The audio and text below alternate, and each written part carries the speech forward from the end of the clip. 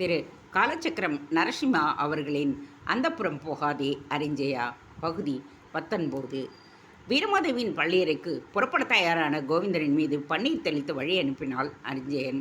கோவிந்தன் அவளை பார்த்து கண் சிமிட்டினான். மைத்துனா, சோழ அந்தப்புறத்தில் சோழமும் குந்தளமும் இன்றுதான் முழுமையாக உறவு வைத்துக் கொள்ளப் போகின்றன என்றபடி வீரமாதேவியின் அறைக்கு சென்றான். அறிஞ்சயனின் தேகத்தில் ஒருவித தடுமாற்றம். அவன் தனது அறையை நோக்கி நடந்தான். எதிரே அழகான அந்த பணிப்பெண் கையில் விளக்கு ஏந்தியபடி ஒரு கையினால் அதன் சுடர் காற்றில் அணைந்து விடாதபடி அரவணைத்து அண்ணனடை பயில்வித்துக் கொண்டு வந்தாள். முதல் முறையாக ஒரு பெண்ணை வித்தியாசமான கண்ணோட்டத்தில் பார்க்க துவங்கினான் அறிஞ்சயன். அவளை ஏற இறங்க நோக்கினான். பெண்ணே, உன்னுடைய பெயர் என்ன? என்றுமில்லாத திருநாளாக இளவரசன் அறிஞ்சயன் தன்னிடம் நின்று பேசுவதோடு தன் பெயரையும் கேட்பதைக் கண்டு ஆச்சரியத்துடன் பதிலளித்தாள் அந்த பெண். இளவரசே, என் பெயர் மேகலை. அறிஞ்சயன் அந்த பெண்ணை தாபத்துடன் பார்த்தான். மேகலை, என்னுடன் வா. பெண்களை குறித்து சில சந்தேகங்கள் என் மனதில் தோன்றியுள்ளன. அவற்றை உன்னால் தான் தீர்த்து வைக்க முடியும் என்று அவளது உள்ளங்கையில் இருந்து விளக்கிடை வாங்கி அங்கிருந்த மாடத்தில் வைத்தான் அறிஞ்சயன். பிறகு அவளது கையை பற்றி விரைவாக தன் அறையை நோக்கி நடந்தான். மனதில் கிளி தோன்றினாலும் அறிஞ்சயனுக்கு எதிர்ப்பு தெரிவிக்காமல் அவனுடன் நடந்தாள் மேகலை. தான் ஏந்தியிருந்த விளக்கின் சுடர் அணைந்து விடாதபடி ஒரு கையால் அதை பொத்தி பாதுகாத்து வந்த மேகலை சற்று திரும்பி பார்த்திருந்தால் அவள் சுமந்து வந்த விளக்கின் சுடர் காற்றில் அடைந்து விட்டிருப்பதை கண்டிருப்பாள். தனது பள்ளியறையில் வீரமாதேவி புதிய உலகில் பிரவேசித்துக் கொண்டிருந்தாள். மிகவும் அழகாக அலங்கரிக்கப்பட்டிருந்த அந்த அறையில் தந்தத்தினால் அமைக்கப்பட்டிருந்த சப்ர மஞ்சத்தில் பட்டு மெத்தை விரிக்கப்பட்டு இருந்தது. பன்னீர், சந்தனம், அகில், புனுகு என்று வாசனாதி திரவியங்களின் நறுமணம் அறைக்குள் பரவி இருந்தது. சர்வ அலங்கார பூஷிதையாய் வீரமாதேவி மஞ்சத்தில் அமர்ந்திருக்க மன்மதலி போல் கோவிந்தன் அவளை நோக்கி நடந்து வந்தது அவள் மனதை கிறங்கடித்தது. அவளது கம்பீரத்தை தாழ முடியாமல் தன் கண்களை மூடிக்கொண்டாள். கோவிந்தன் சோழ நாட்டிற்கு கிளம்பிச் சென்றதும் நாட்டின் பாதுகாப்பு மற்றும் சிறைக்காவலை பலப்படுத்தினான் ரஜத். கோவிந்தனின் சிற்றப்பன் கிருஷ்ணதேவன் மற்றும் அவனுடைய மகன் சிறிய அமோகவர்ஷன் ஆகியவற்றை பற்றி கோவிந்தன் எச்சரிக்கை விடுத்திருந்ததால் நாடு முழுவதும் இரவு ரோந்திற்கும் ஏற்பாடு செய்திருந்தான் ரஜத்.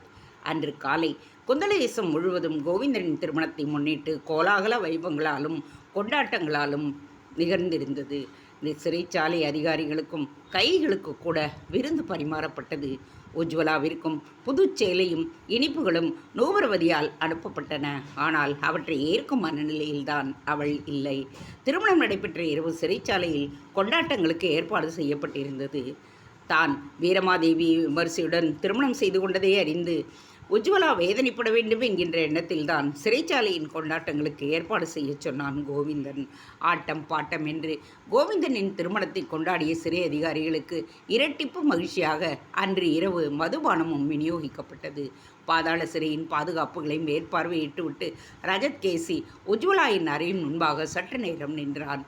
உஜ்வலா இவனுக்கு முதுகுப்புறத்தை காட்டியபடி சுவரை நோக்கி திரும்பி நித்திரை செய்து கொண்டிருந்தாள். காலையில் அவளுக்கு வழங்கப்பட்ட புதிய சேலை தொடப்படாமல் கிடந்தது. அவளையே உற்று பார்த்து கொண்டிருந்தான் ரஜத் கேசி. திடீரென்று புரண்டுபடுத்த உஜ்வலா கண்களை விழித்தபடிதான் இருந்தாள். தன் அறையின் வாசலில் நின்று தன்னையே உற்று பார்த்து கொண்டிருந்த ரஜத் கேசியின் கண்களை அவளது கண்களும் பார்த்தன. ரஜத்துக்கு சட்டென்று சங்கடமாக போய்விட கண்களை திருப்புவதற்கு பதிலாக அவள் மீது வெறுப்பையும் கோபத்தையும் ஏற்படுத்தும்படியாக அவளை கண்களை கடுமையாக உற்று பார்த்தான். ஆனால் என்ன இது? அவளை கடுமையுடன் பார்க்க கண்கள் முயன்றாலும் மனம் அதற்கு இடம் தர மறுக்க அவள் மீது மென்மையை கடைபிடி என்றே கட்டளையிட்டது. இதயத்திற்குள் அவள் புகுந்து விட்டாள் என்பதை அப்போதுதான் உணர்ந்து கொண்டான் ரஜத் கேசி. அதற்கு மேல் அங்கு நிற்க தோன்றாமல் அவசரமாக அங்கிருந்து நகன்றான். நடுநிசி. இரவு காவலன் பாரா உஷார் என்று கோஷமிட்டபடியே அரண்மனை முழுவதையும் சுற்றி வந்து விட்டான். ரஜத் கேசி தன் மாளிகைக்கு புறப்பட்டு விட்டான். சிறைச்சாலை இரவு அதிகாரி மட்டும் கண்களை அகலமாக விரித்தபடி பாதாள சிறையில் பூட்டப்பட்டிருந்த நுழைவாயில் கதவை நோட்டமிட்டபடியே அமர்ந்திருந்தான். முன் இரவு கொண்டாட்டங்களின் பொழுது அவன் அருந்தியிருந்த மதுபானம் அவனை சிரமப்படுத்த தொடங்கியது. அந்த பானத்தின் போதை கண்களை அழுத்த மிகவும் பிரயாசைப்பட்டு விழிகளை திறந்து வைத்திருந்தான். ஆனால் பழையாறை பள்ளியறையில் வீரமாதேவி கிறக்கத்தில் கண்கள் மூடிய அதே வேளையில் பாதாள சிறையில் அதிகாரியும் மயக்கத்தில் கண்களை மூடிக்கொண்டார். முற்றிலுமாக கண்களை மூடுவதற்கு முன் அந்த அதிகாரி பூட்டப்பட்டிருந்த பாதாள சிறை கதவை தன் கையில் இருந்த திறவுகோலினால் திறக்கும் ஒரு உருவத்தையும் கண்டான். உச்சந்தலை முதல் பாதம் வரை கரிய துணி ஒன்றால் தன்னை மறைத்திருந்த அந்த உருவம் பாதாள சிறையின் படிகளில் இறங்கும் பொழுது அநேகமாக மதுபானம் அருந்தியிருந்த அத்தனை காவலர்களும் மயங்கி விட்டிருந்தனர்.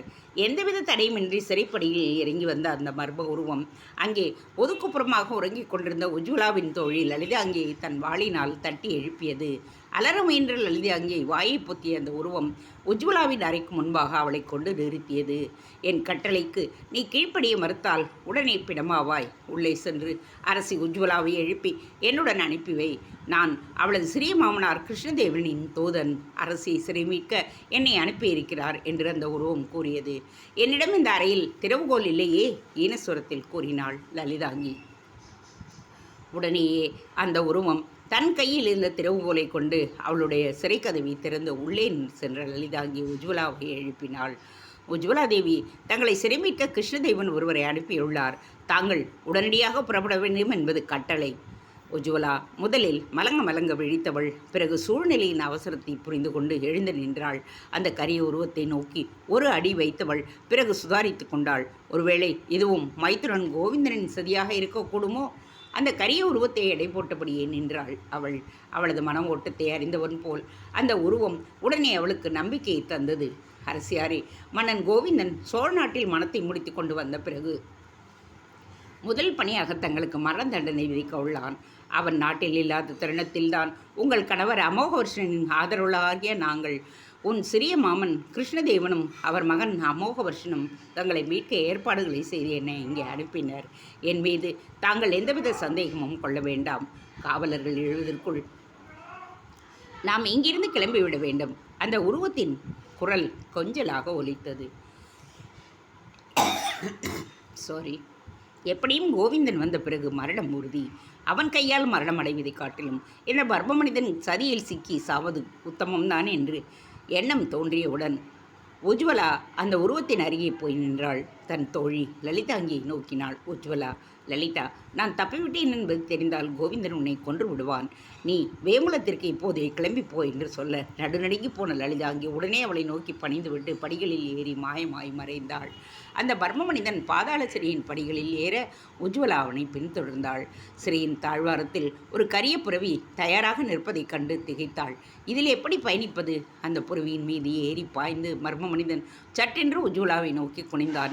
என்னை மன்னித்து விடுங்கள் உஜ்வலா தேவி என்று கரகரத்த குரலில் கூறிய அவன் அவளை தூக்கி தன் முன்பாக இருத்தி கொண்டு குதிரையின் விழாவில் தன் கால்களால் உதைக்காது பாய்ந்து முன்னேறியது.